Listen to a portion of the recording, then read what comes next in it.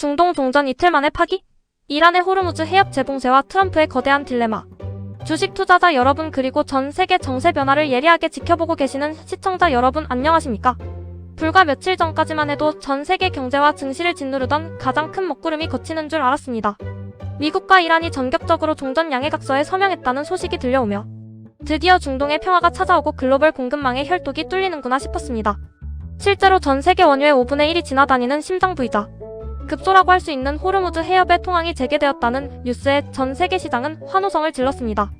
하지만 평화의 기쁨은 채 48시간이 가기도 전에 완전히 산산조각이 나버렸습니다. 이란군을 통합 지휘하는 하탐 아람비아 중앙군사본부가 호르무즈 해협을 다시 전격적으로 봉쇄하겠다고 공식 선언한 것입니다. 통항이 재개된 지 불과 이틀 만에 다시 빗장을 걸어 잠근 셈입니다. 이로 인해 국제 유가는 다시 한번 요동치기 시작했고 전 세계 물류와 금융시장은 그야말로 패닉 상태에 빠져들고 있습니다. 도대체 왜 이렇게 극적인 대반전이 일어났을까요? 잉크도 마르지 않은 종전 합의문이 왜 이틀 만에 쓰레기통으로 들어가게 되었는지, 그리고 이 판을 뒤흔든 진짜 주동자와 그 뒤에 숨겨진 복잡한 셈법은 무엇인지 궁금하지 않으십니까?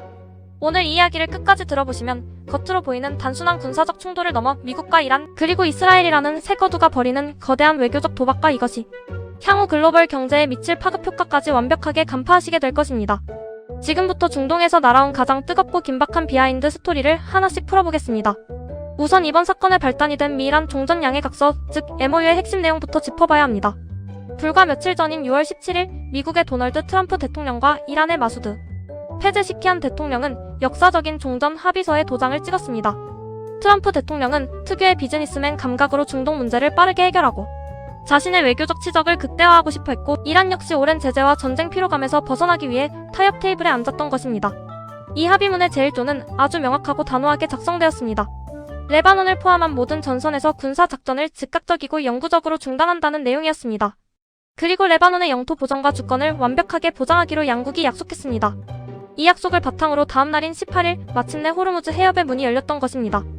호르무즈 해협은 중동의 석유가 전 세계로 나가는 유일한 길목이기 때문에 이 문이 열렸다는 것은 글로벌 인플레이션 압력이 엄청나게 낮아질 수 있다는 아주 강력한 신호였습니다. 하지만 이 완벽해 보이던 평화의 톱니를 맡기는 엉뚱한 곳에서 삐걱거리기 시작했습니다. 바로 이스라엘입니다. 이스라엘의 베냐민 네타냐후 총리는 처음부터 미국과 이란의 이 급작스러운 종전 합의가 마음에 들지 않았습니다.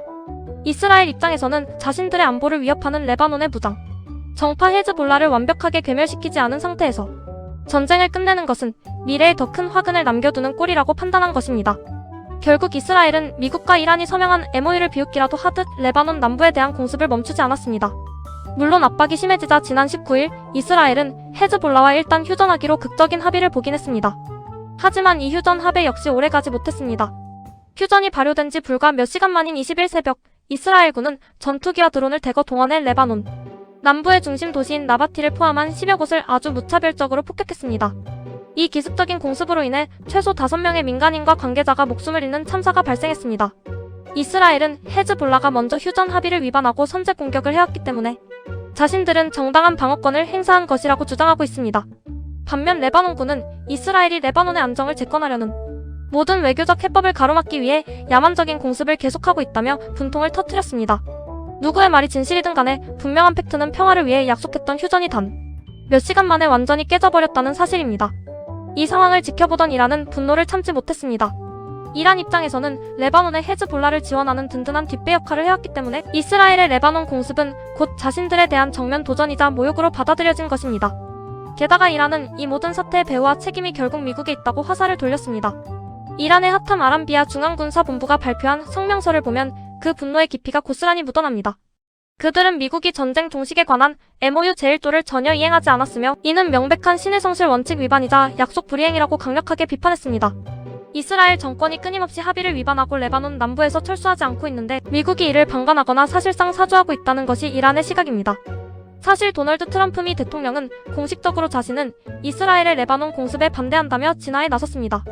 본인이 공들여 만든 역사적 합의가 깨지는 것을 원치 않았기 때문입니다. 하지만 이란은 트럼프의 그런 말을 전혀 믿지 않고 있습니다. 이스라엘이 미국의 가장 강력한 혈맹인데 미국의 묵인이나 동의 없이 어떻게 감히 이토록 대담한 군사행동을 할 수 있겠냐는 합리적 의심을 품은 것입니다.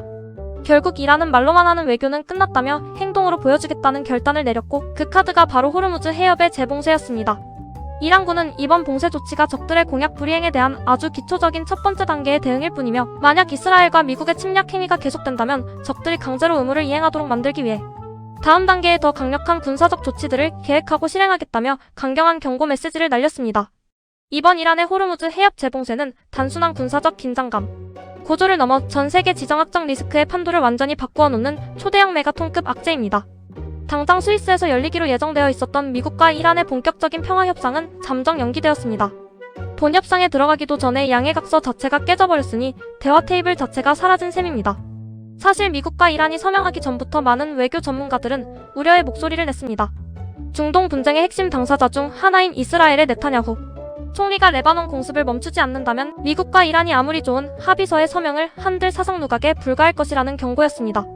그런데 그 불길한 예감이 합의문 발표단 이틀 만에 너무나도 잔인하게 현실화되어 버린 것입니다. 여기서 우리가 눈여겨봐야 할 가장 흥미로운 관전 포인트는 바로 미국의 도널드 트럼프 대통령이 처한 거대한 딜레마와 정치적 위기입니다.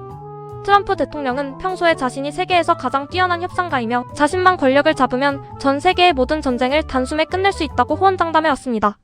이번 미이란 종전 MOU 역시 트럼프의 강력한 추진력과 비즈니스식 외교가 만들어낸 결정판처럼 보였습니다. 하지만 트럼프는 결정적인 것을 간과했습니다. 중동의 복잡한 종교적, 역사적 갈등은 돈이나 문서, 몇 장으로 쉽게 통제할 수 있는 비즈니스가 아니라는 점입니다.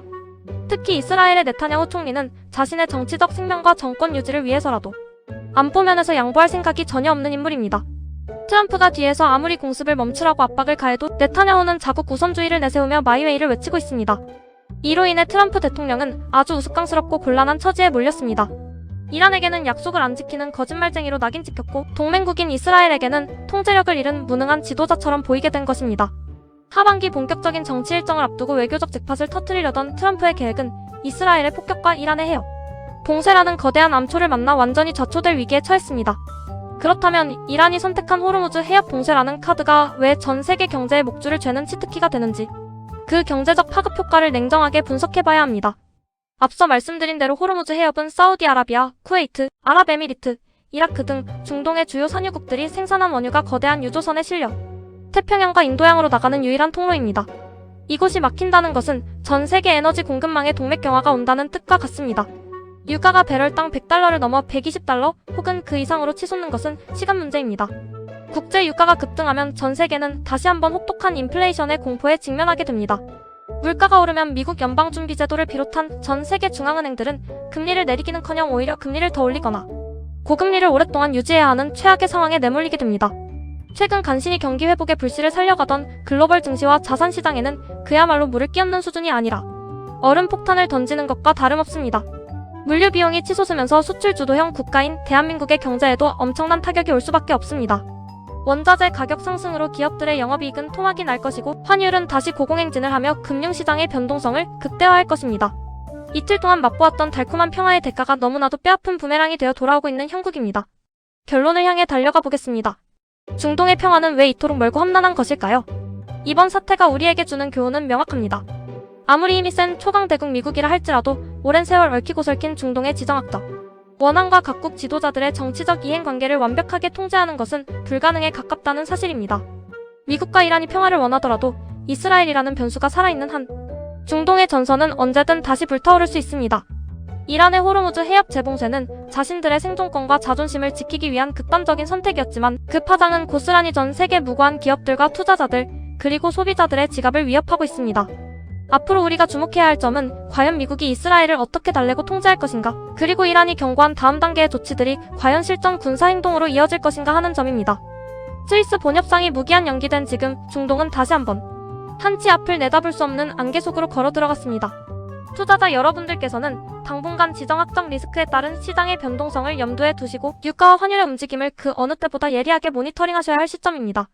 오늘 준비한 분석은 여기까지입니다. 이 팽팽한 국제 정세의 흐름을 파악하시는데 큰 도움이 되었기를 바랍니다. 이야기가 유익하셨다면 구독과 좋아요, 알림 설정까지 부탁드립니다. 저는 다음 시간에 더 깊이 있고 유익한 세계 정세와 경제 분석 이야기로 찾아뵙겠습니다. 시청해주신 여러분 진심으로 감사합니다.